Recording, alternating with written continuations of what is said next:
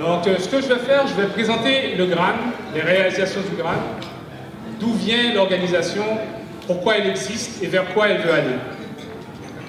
Si on se remet un peu dans le contexte du tremblement de terre, cette catastrophe qui a frappé Haïti le 12 janvier 2010, nous ici à Montréal, tous les Haïtiens à travers le monde et les amis d'Haïti, en particulier au Québec, ont été secoués, très secoués. On courait dans toutes les directions, comme on dirait en anglais, headless chickens, les poules sans tête. On ne savait pas où aller, quoi faire. Il se trouve que 2 jours après le tremblement de terre, il existait déjà un plan. La presse a publié un article le 14 janvier 2010 par Samuel Pierre qui s'intitulait « Plus jamais comme avant ». « Plus jamais comme avant », c'était un titre prémonitoire. Prémonitoire de la naissance du GRAN. Pourquoi je dis ça? Parce qu'à la fin de cet article, il est bien écrit qu'au-delà de l'urgence, au-delà de la reconstruction physique, un chantier beaucoup plus vaste attendait Haïti. Un chantier de reconstruction sociale. En écrivant ces mots, vous le savez sûrement comme moi, Samuel avait déjà fait tout le plan du GRAN. Aussitôt après, donc, une semaine après l'apparition de cet article, un groupe de professionnels du niveau académique, du niveau développement communautaire, du niveau d'affaires haïtiens et amis d'Haïti se sont rassemblés autour de Samuel pour discuter de la stratégie et les prochaines étapes à prendre pour l'existence de l'organisation. Et c'est cette semaine-là, c'est après cette semaine, que le GRAN est né. Le GRAN, l'acronyme, c'est pour Groupe de réflexion et d'action pour une Haïti nouvelle. Lors de cette réunion, ça a pris 1h15 pour décider du nom, de façon entièrement démocratique avec craie et tableau. Maintenant, le logo du GRAN et l'organisation, elle est vraiment connue à travers le monde. Maintenant, qu'est-ce qu'on veut faire dans le GRAN et à quoi nous servons vraiment? Un peu pour les novices, pour les premiers arrivants, ceux qui ne connaissent pas l'organisation, et ensuite pour ceux qui connaissent l'organisation, je ferai un topo des dernières réalisations. Au GRAN, on a une vision très claire. L'acronyme, c'est pour Haïti Nouvelle, d'accord? Il y a réflexion et il y a action de. D'accord? Donc, dans la réflexion, on a une vision très claire que nous avons établie. La vision très claire du GRAN, c'est une société libre et démocratique, ouverte, inclusive et égalitaire, basée sur le droit, la solidarité, le partage, l'éducation et en harmonie avec son environnement. Ça, c'est une chose. Mais ce que nous voulons aussi au GRAN, c'est que chacun des qui n'ont pas le luxe de pouvoir s'asseoir, réfléchir, faire des propositions et voir au suivi de ces propositions parce qu'ils doivent régler des problèmes pour le lendemain. Okay? Donc, comme on dit, ils sont pris la tête dans le guidon et ils foncent tout droit vers le mur, même s'ils savent qu'ils foncent tout droit vers le mur. Okay? Donc ça, c'est un problème. Il y a cette autre partie de la population, près de 60-70% de la population, qui ont moins de 25 ans, les jeunes. Eux, pour eux, la forêt, elle est dense. Ils ne voient pas la lumière, c'est le désespoir total, et ils ne pensent pas qu'on pourra s'en sortir. Donc il faut proposer des choses à ces gens-là.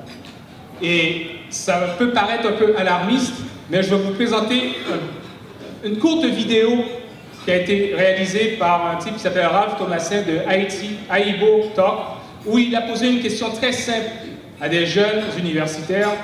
2% de la population d'Haïti sont de jeunes universitaires et des jeunes professionnels. Une question très simple. Comment voyez-vous Haïti dans 50 ans? Écoutez ces 4 extraits et vous comprendrez. Dans 50 ans, c'est pas des mesures. Ça, il y a du mal de jouer et c'est un travail de vocation. Moi-même, en tant que jeune, je suis là. En tout cas, c'est que un changement pour Haïti. Parce que pas dans quelle base qui pose tout ça, en quel monde parle vraiment de volonté, que ce soit dirigeant, que ce soit moins jeunesse là. Puisque présence à la situation sur et construction. Haïti, on fait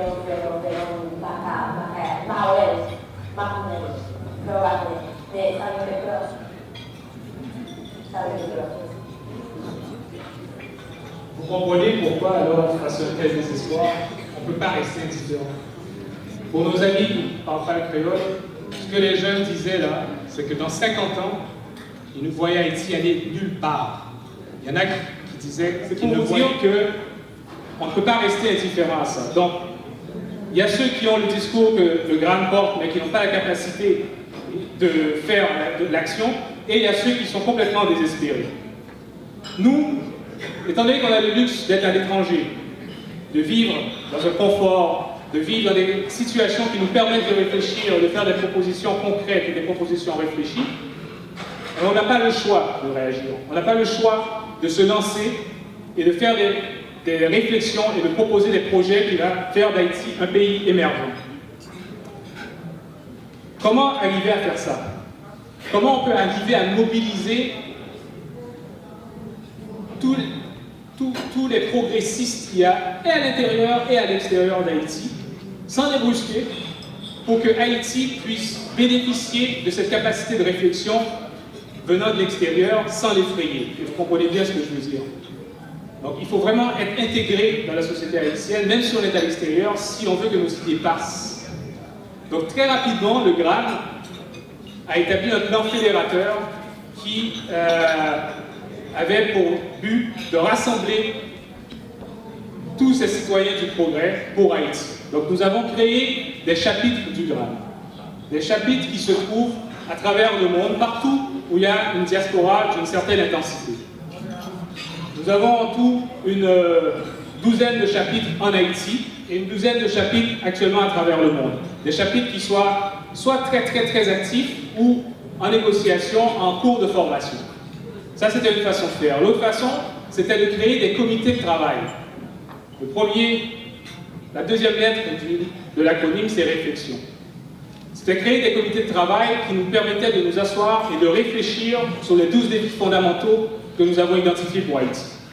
Ces comités thématiques avaient comme objectif d'analyser la situation du pays et de proposer des projets qui allaient projeter Haïti dans la modernité. La façon de travailler de ces comités de travail était très stricte. Il fallait que la science soit à la base de toute réflexion. Il ne fallait pas que les gens, que les membres des comités lancent des idées en l'air. Il fallait que ce soit soutenu par quelque chose de scientifique. Et c'était important de proposer des actions structurantes, avec un souci du suivi. Tout ça dans l'objectif d'avoir un impact à long terme.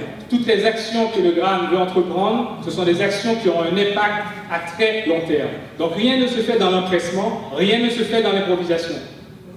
Tout est sur une réflexion posée, parce que c'est la seule façon qu'on va arriver à un développement durable.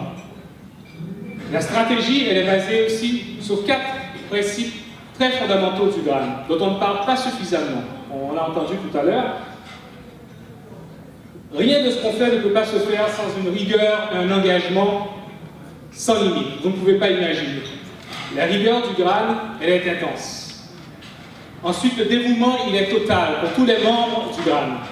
Et tout se fait dans l'humilité la plus complète.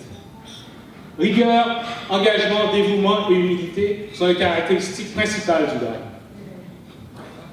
Maintenant, je vous ai présenté un petit peu le topo de la pensée derrière Jamais comme avant par Samuel Pierre dans Le Devoir. Et ensuite, très rapidement après, nous avons créé l'organisation, le groupe de réflexion et d'action pour une Haïti nouvelle, et établi des stratégies de travail. La première stratégie, c'était de faire une conférence. C'était le colloque fondateur en mars 2010, qui appelait toutes les forces du progrès qui voulaient travailler pour Haïti à venir partager leurs idées. Et c'était aussi l'opportunité pour le GRAN de se présenter à la communauté et de présenter par la suite à une conférence internationale en mai 2010. Donc, 2 mois plus tard, le travail était terminé. La rigueur, elle est là. Le travail était terminé et ce que nous avons fait, nous sommes venus présenter le résultat des premières analyses des différents comités. En même temps, nous avons présenté les projets que nous voulions faire pour le développement d'Haïti. Le GRAN étant très inclusif et très ouvert, a rassemblé toutes ces analyses, tous ces travaux, tous les projets proposés dans un ouvrage qui a été publié en novembre 2010, donc Construction d'une Haïti nouvelle, vision et contribution du GRAN. Tout y est. C'est une Bible pour quiconque veut travailler au développement d'Haïti, n'a qu'à prendre le livre, regarder l'analyse et mettre les projets en place. Maintenant, il fallait acquérir. Tout ça s'est fait à l'extérieur du pays, même s'il y a énormément de compatriotes dans le pays qui ont participé à l'ouvrage et au comité thématique. Maintenant, il fallait que toutes nos actions sont portées vers Haïti. D'ailleurs, c'est pour ça qu'on refuse toujours d'aller à des activités qui n'ont rien à voir, qui ne se font pas en Haïti. D'accord? Donc, il fallait acquérir, il fallait qu'on porte cette réflexion en Haïti, il fallait qu'on ait aussi validé toute cette réflexion. Est-ce qu'on était dans les patates ici? Est-ce qu'on pensait à travers notre chapeau? Donc, ce que nous avons fait, nous avons été en Haïti, nous avons mobilisé cette force de progrès pour leur présenter nos travaux, aller chercher de nouvelles idées aussi, et nous l'avons fait en proposant trois indicatifs du développement. Nous avons fait 3 conférences qui visent directement à mesurer le développement d'Haïti. D'accord? Donc la première, c'était sur l'éducation, Haïti Éduque 2012. Nous avons ensuite fait une conférence sur la santé et une conférence sur l'économie. En tout, ces conférences ont rassemblé près de 1500 à 2000 personnes. Et nous avons aussi récolté de nouvelles idées et de nouveaux projets. À chaque fois qu'on allait à ces conférences, nous avons aussi profité pour faire de la formation. Un des projets structurants du GRAN s'appelle École et Université d'été, où on va régulièrement au pays faire de la formation dans différents domaines. Ça nous a seulement permis de faire ces formations, mais ça nous a permis aussi d'aller prendre le pouls des populations, de présenter comment on pensait, de présenter la vision du GRAN pour voir si on était en phase avec ce qu'ils vivaient. Et ça a confirmé ce qu'on faisait d'ailleurs. Ensuite, un autre des projets structurants qu'on avait proposé, c'était pour maintenir le focus sur Haïti. C'était pour continuer la réflexion et de conscientiser et d'éduquer les gens, et tous ceux qui sont impliqués dans le développement d'Haïti, sur différents thèmes. Nous avons créé une revue scientifique thématique qui s'appelle Haïti Perspective, qui est publiée depuis 2012. C'est une revue trimestrielle qui aborde un thème à chaque numéro. C'est une revue scientifique avec comité de pairs. Donc en général, il y a à peu près 30% des articles soumis qui sont refusés. Cette revue, elle est disponible gratuitement sur Internet. Elle est aussi en imprimé dans différentes librairies à Montréal, en Haïti et dans les différents chapitres du GRAN. Nous avons également fait une constatation assez triste avec nos voyages en Haïti. C'est qu'on s'est aperçu que les compatriotes ont énormément de difficultés à reconnaître ce que le voisin fait de bien. Surtout ce que le voisin fait de bien pour la collectivité. Donc ce que nous avons fait, nous avons voulu mettre de l'avant ces gens qui faisaient dans l'ombre de bonnes actions. Nous avons créé ce que nous appelons le prix d'excellence du GRAN. Le prix d'excellence du GRAN, il y aura la 4e édition en janvier 2016. C'est un prix qui permet de reconnaître des membres de la société civile qui font des actions d'impact dans leur communauté sans être connus. Une des caractéristiques principales de ce prix, c'est que, comme la FONJAPE, les candidats ne savent pas qu'ils sont candidats. L'autre caractéristique principale et très importante qui s'attaque aussi à cette constatation qu'on ne reconnaît pas le voisin, c'est que les candidats doivent être soumis par des gens qui n'ont absolument aucune relation avec eux. Je peux connaître quelqu'un qui habite à Milo, alors je suis d'Écaille, mais je sais qu'il fait quelque chose de bien, je soumets sa candidature. Donc on force les gens à reconnaître l'excellence en dehors de leur jardin. Donc ces prix sont là pour promouvoir l'excellence, pour reconnaître le bien que nos compatriotes font, et pour servir d'exemple et de modèle à la société haïtienne, principalement les jeunes. À travers ces travaux, le GRAN est en contact avec un très très large réseau et apporte sa contribution à différents types de projets. Des projets qu'il porte lui-même, mais aussi des projets qui viennent de l'extérieur, des gens qui viennent demander du support. Donc nous avons, je vais en mentionner 2 principalement, que nous avons supportés, que nous supportons toujours. Ce sont les projets de formation d'instituteurs, soit de la recherche de financement pour des écoles, des hôpitaux, soit de la formation pour des instituteurs à ceux qui ne peuvent pas le faire, ou soit tout simplement établir des plans pédagogiques pour des écoles. Donc nous avons aidé l'orphelinat du Père de Hou, où nous avons fait de la formation pour les instituteurs. Nous avons aussi donné un support pour établir le plan pédagogique de l'école Nouvel Horizon de Duverger, de la famille Boger. Ça fait partie des projets parmi lesquels nous sommes impliqués de façon assez proche pour apporter notre aide. le cheval de bataille du GRAN, comme vous pouvez le voir, c'est l'éducation. Et ce qu'on s'est aperçu, c'est que l'éducation, il y a différents niveaux de problèmes en Haïti. Il y a un problème d'accès et il y a un problème de qualité. Un des projets structurants du GRAN vise ce problème d'accès. Cette diffusion de la connaissance qui permet à tout le monde à travers le pays, dans toutes les régions, d'avoir accès à la même qualité de connaissances que ceux qui sont à Port-au-Prince, disons. Donc, ce projet structurant dont vous entendez parler depuis un certain temps, c'est le projet RENACER, pour Réseau National de Centres de Ressources. Ce projet, qui existe depuis près de 15 ans, mais qui a commencé à être mis en place avec la création du GRAN, vise à doter toutes les communes d'Haïti avec des centres de diffusion de connaissances et avec des outils qui permettent la diffusion de cette connaissance. Donc depuis les 5 dernières années, ce projet se construit tranquillement avec l'adhésion de divers centres. Donc il y a un centre de ressources nationales, c'est un centre qui va produire du contenu éducatif.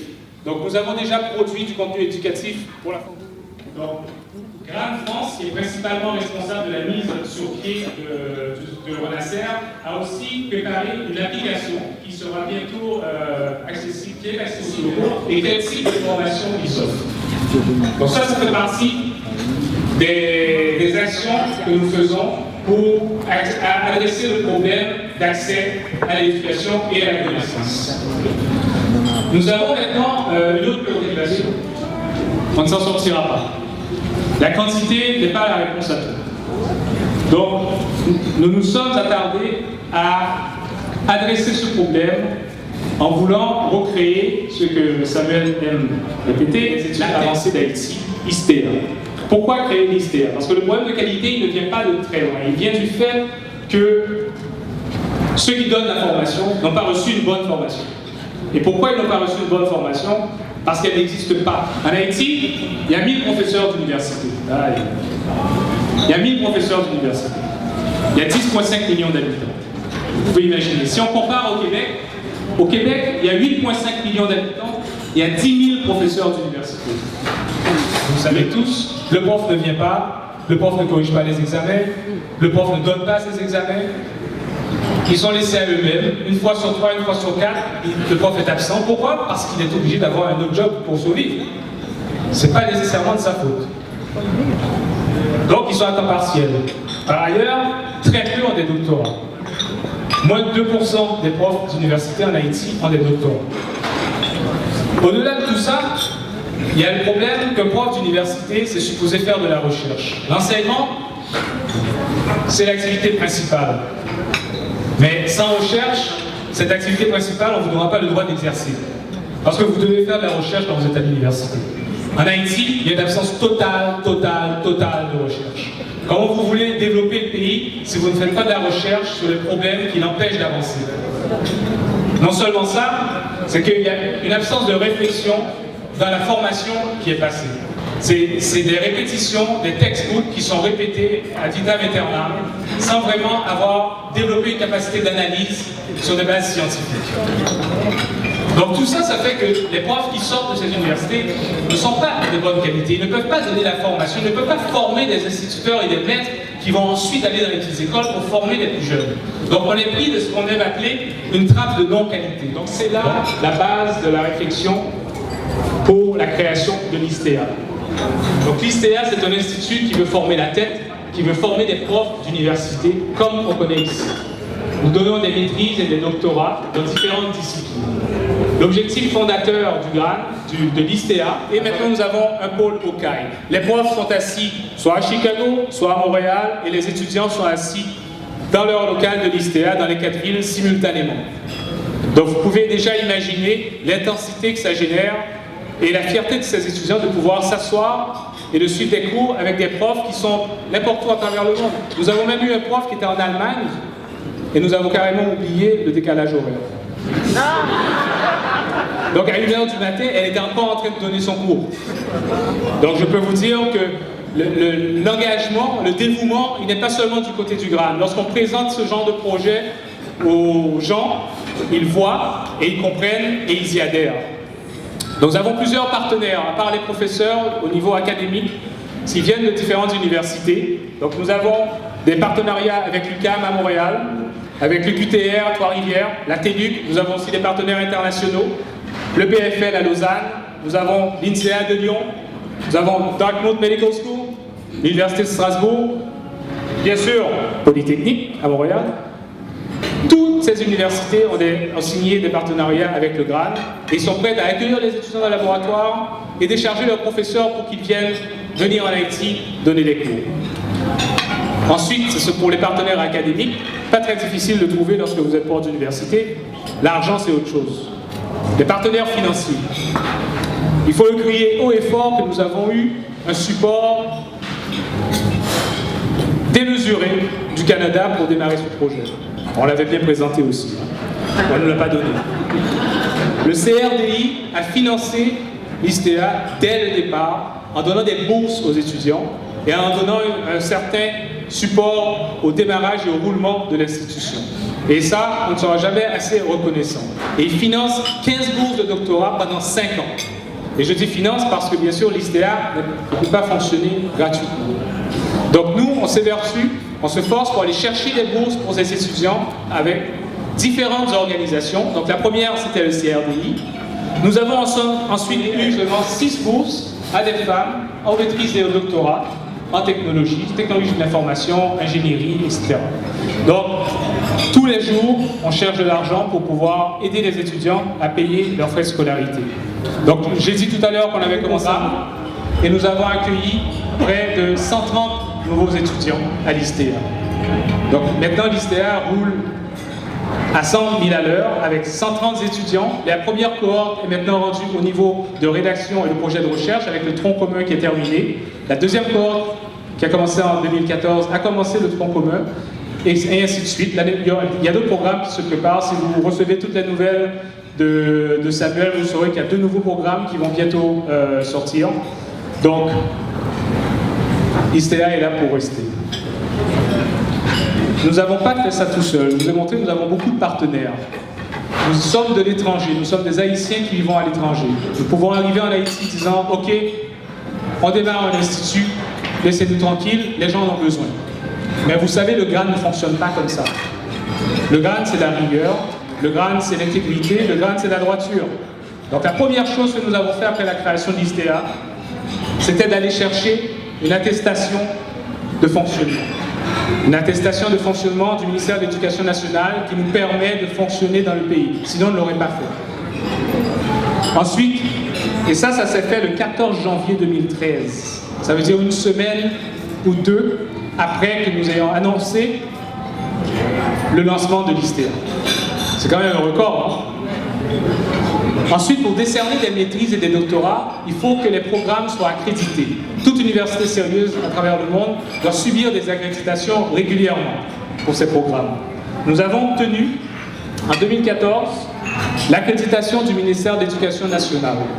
C'est la seule institution universitaire depuis 1804 et encore aujourd'hui qui a cette accréditation. Cette accréditation a été donnée par le ministère de l'Éducation suite à une recommandation d'experts internationaux provenant de diverses universités à travers le monde qui ont regardé les programmes de l'ISTEA, qui ont regardé les promoteurs du projet, qui ont dit oui, ce truc-là est sérieux, vous pouvez leur donner l'accréditation. Parce que lorsqu'on a présenté...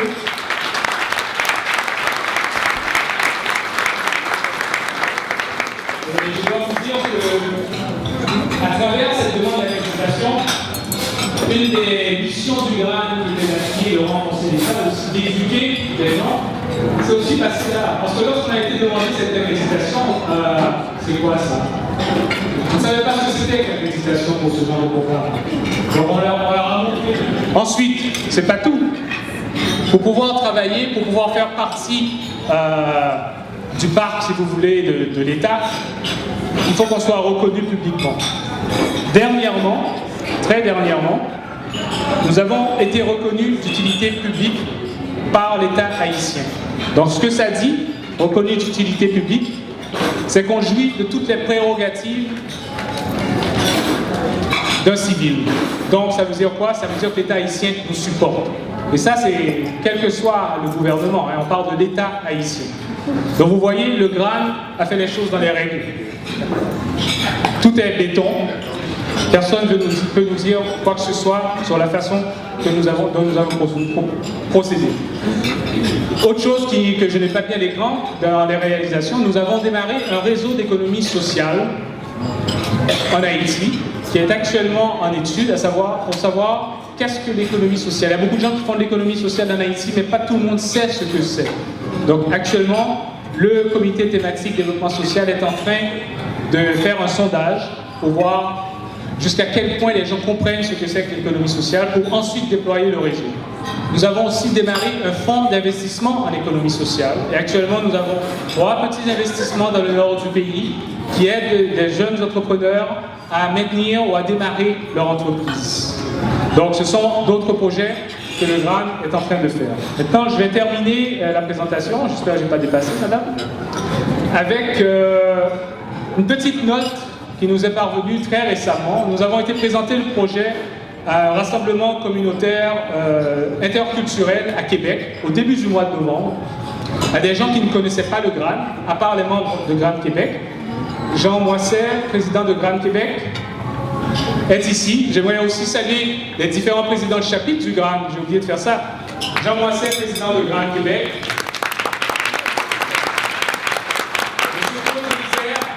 Président de GRAN Mauricie. Et instigateur de projet du GRAN, dont je n'ai pas parlé, nous envoyons la semaine prochaine un conteneur de 40 pieds avec à son bord 300 000 livres et du matériel éducatif pour Haïti. Tout ça rassemblé et préparé par les membres de GRAN Mauricie avec l'appui du CAPI, qui est un organisme communautaire pour l'intégration des immigrants à Shawinigan. Donc ça, encore félicitations, ça va être un travail colossal. Merci Claude. Et le deuxième conteneur est déjà acheté. Donc, avis à ceux qui ont des trucs à donner. Monsieur Ludovic Como, président de GRAN USA. Merci de venir. Charles Lucien, président de GRAN Boston, New England. GRAN Sherbrooke. Georges Mercier n'est pas là. Oui. GRAN Ottawa. Marlène Chénier-Hippolyte. Ça fait partie de cette stratégie fédératrice du GRAN de créer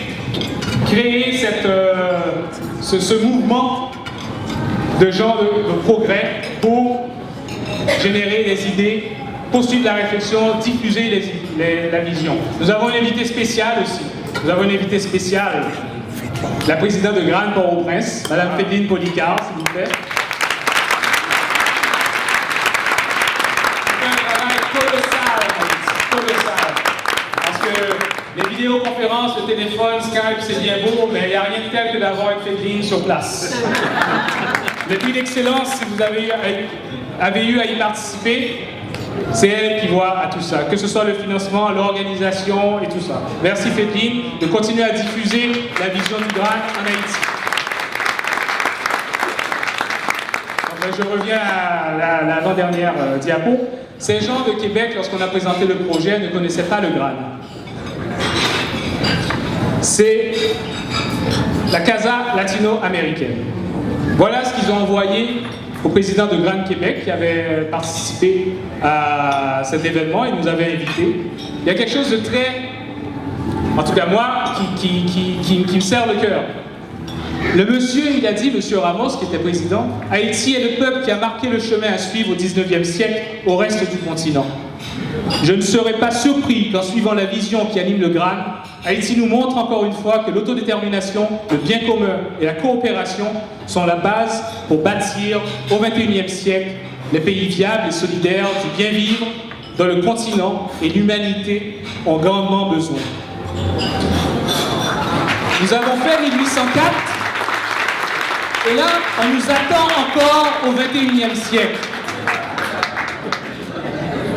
Est-ce que le GRAN peut faire comprendre ça aux gens d'Haïti? On a la chance de faire quelque chose d'extraordinaire une nouvelle fois.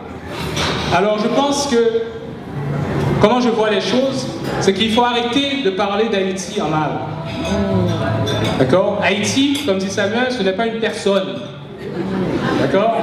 Vous pouvez parler de votre voisin haïtien s'il fait une gaffe, d'accord. Mais ne dites pas de mal sur Haïti. D'accord? Ne dites pas de mal sur Haïti. Parlez toujours en positif d'Haïti.